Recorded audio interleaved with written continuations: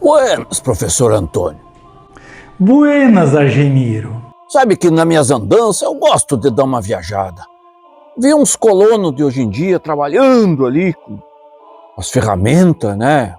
Mas simples assim na lavoura. E aí eu pensei, nós sabemos que os povos Guarani, na chegada dos europeus em suas terras, já praticavam agricultura, utilizando a técnica antiga, aquela da coivara, para o preparo da terra. Mas com as missões passaram a usar também ferramentas de metal. Para falarmos hoje sobre as roças indígenas, vamos começar conversando sobre essas ferramentas? De fato, os missionários traziam consigo objetos de metal para estabelecer a aproximação aos indígenas, como anzóis, agulhas e alfinetes. Esses pequenos objetos facilitavam grandemente o cotidiano daquelas pessoas.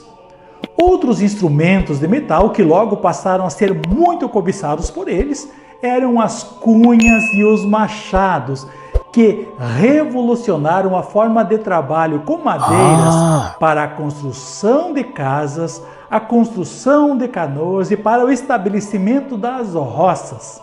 A importância do ferro para o cultivo das roças é demonstrada num registro feito logo após a morte do padre Cristóbal de Mendoza, no século XVII, referente às reduções do tape, quando o padre Francisco Dias percebeu que as roças dos povoados estavam atrasadas, tendo ouvido dos indígenas que o motivo era a falta de cunhas, machados e ferramentas para limpar o terreno e cultivar, pois algumas haviam quebrado, outras estavam danificadas e outras, de tanto serem afiadas e usadas, estavam tão gastas que já não serviam mais para nada. Por saber que o sucesso das reduções dependia em grande medida da garantia aos indígenas do cultivo e da alimentação, ele havia levado consigo de Buenos Aires instrumentos de uma forja. Tendo pedido que os indígenas levassem a ele os pedaços de ferro, machados e cunhas quebrados, e que fizessem carvão, montou a forja, fabricou novos foles e consertou as ferramentas, estabelecendo novamente a confiança dos indígenas nos missionários, a qual estava desgastada naquele momento. Quer dizer, não tenho dúvidas sobre a importância que essa tecnologia teve no sucesso das missões jesuíticas. Agora, quanto às suas antigas técnicas de cultivo, o padre Antônio Sepp nos informa que os Guarani, mesmo nas reduções já consolidadas, preferiam fazer suas roças entre montes e matas e não nos campos. Em tais encostas, quando depois de cortadas e secas as árvores e macegas, ateavam fogo e as reduziam a cinzas. Nessas cinzas, utilizando uma madeira ou taquara ou saraquá, lançavam de 3 a 4 sementes de trigo, milho, ervilhas, favas ou outros cultivares, cobriam com o pé e daí colhiam muitos frutos. Mas, como essas terras nem sempre eram suficientes para produzir o necessário para manter o povoado, os campos também eram arados, geralmente com ferramentas feitas totalmente de madeira, puxadas por bois ou jumentos. Sinal que ambas as técnicas conviveram nas reduções. Tá, mas onde ficavam localizadas as chácaras dos povoados missioneiros de antigamente? Um povoado missioneiro era formado por vários espaços, Argemiro. Havia o núcleo urbano e o espaço do entorno, composto por chácaras e currais onde ficavam os animais de trabalho e os animais trazidos das estâncias, as quais ficavam localizadas mais distantes. Esses animais serviam de alimentação ao povoado. É nos arredores do núcleo urbano que os missioneiros possuíam suas roças. As chácaras, assinaladas pelos missionários e pelas lideranças indígenas para serem usadas pelas famílias moradoras do povoado.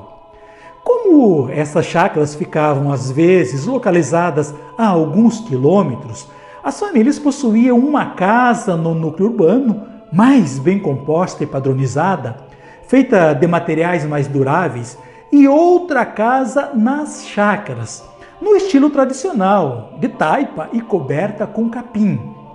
Quando iam trabalhar nas roças, geralmente as pessoas ficavam por lá mais do que um dia. Bueno, mas e não havia possibilidade de quererem ficar morando lá na chácara e se distanciar do povoado? Esse foi um problema real enfrentado pelos jesuítas, tanto que os padres provinciais se manifestaram diversas vezes com relação a isso, Argemiro. Por exemplo, em 1714, o vice-provincial padre Luiz de la Roca orientou o cura de Diapediú em um memorial que fosse trabalhando com suave eficácia que as pessoas, na época do cultivo, retornassem à noite para o povoado. Ainda que na execução disso encontrasse dificuldade, que ele não cedesse, pois com a persistência dos missionários isso seria superado. O problema estava no fato de que muitos iam para chácaras e com isso se distanciavam das práticas cotidianas de catequese e oração e também do controle reducional. Esse problema era também sentido em outros povoados missioneiros, tanto que o mesmo padre Luiz de la Roca determinou naquele mesmo ano que o pároco de São Francisco de Borja cuidasse para que as pessoas das chácaras se recolhessem ao povoado aos sábados e domingos e que não voltassem para lá até segunda-feira, para que participassem do rosário e dos serviços religiosos do domingo. Tá, mas os missionários gerenciavam o tempo destinado às diversas atividades realizadas no povoado. Tá, mas então, professor, fale um pouco sobre isso e onde ficava o trabalho nas roças nesse planejamento? Sim, Argemiro. Havia muitos trabalhos a serem executados nos povoados missioneiros, como a construção e a manutenção de casas, de igrejas, de estradas e pontes, transporte de animais, de pessoas e de mercadorias, trabalhos nas oficinas, nos ervais, no cuidado do gado e um sem número de outras atividades. E também o trabalho central nas roças para a produção de alimentos e de excedentes para o comércio. Como o tempo de preparo do solo e plantio após a saída do inverno era exíguo, completando-se o ciclo das sementeiras em 6 meses, era necessário que os indígenas missioneiros aproveitassem o momento. E foi exatamente isso que o mesmo padre Luiz de la Roca definiu para o povoado de São Miguel em junho de 1714. Que o tempo dedicado ao trabalho agrícola fosse bem aproveitado e que para isso os liderados de cada cacique se reunissem com eles e juntos trabalhassem na sua roça até concluí-la.